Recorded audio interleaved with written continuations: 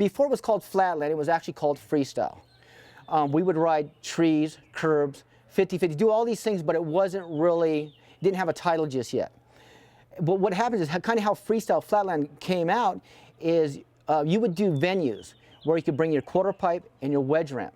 But there would be times where you couldn't go in there because you didn't have the insurance.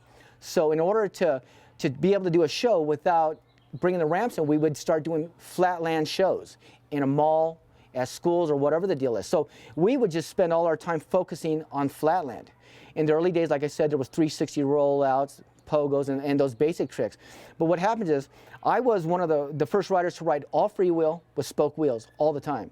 So based on that fact, and I had no pegs, I was doing a lot of tricks that even the BMX Action Trick Team never saw.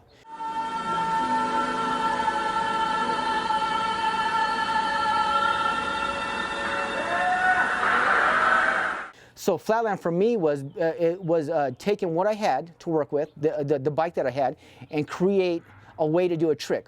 In Flatland, with every base trick, there are variations of those tricks. So my brain was just locked into learning new tricks, learning new tricks, learning new tricks. And so we would, any trick, like a basic 180 rollback would go from a 180 rollback to a slider, from a 180 rollback to a backwards 540, and so on and so forth. So you have base tricks and you have all your variations. At that time, since it was such an early sport, many riders were developing their own tricks. We were developing our own tricks here on the West Coast. They were developing their tricks on the East Coast, and so on and so forth. Base foundational tricks were based here in California, like the cherry picker, getting the bike up in this area, like the backwards wheelie, where I implemented that at the contest. So you're going backwards in a wheelie in a circle. Traveled all over the world. Where have you gone on the GT World Tour? I've gone to Germany, Austria, Ireland, England, Holland, France, Sweden, Hong Kong, Japan, and Hawaii. That's incredible. What's the best thing about doing any of those shows? I think the best thing is just making friends. I travel all over the world, I meet new people, and making friends that speak different languages, it's really weird. And so even a trick as easy as this was used in contests back in the day. Basic frame stands. Flatland is basically just doing what you can on flat ground with the bike that you have, whether you have brakes or not.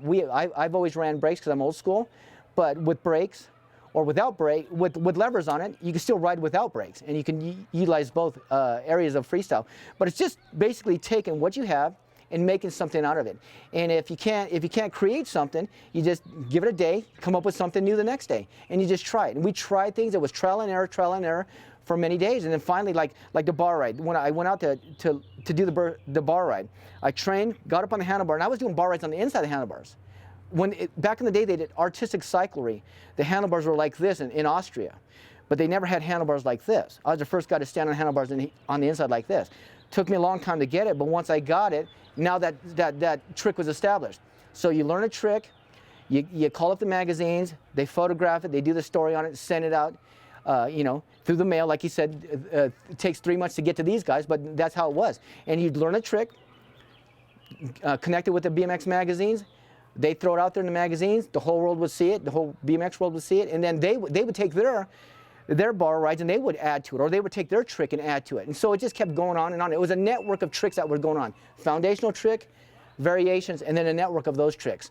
So that's kind of how it works out. Here's the Miami Hopper hops, no-handed. At this point, you have to do a bar endo and lock the locking lever with your right hand. And as you lock it, take both hands off, put both legs behind the seat, and start hopping. But you have to have gentle hops. You can't have major hops, or the bars will straighten out and you'll obviously fall.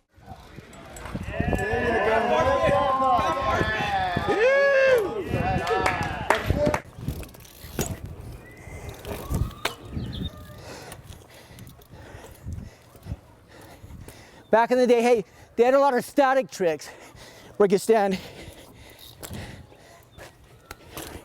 Little slider action. Boom. Back in the days, squeakers were vitally important.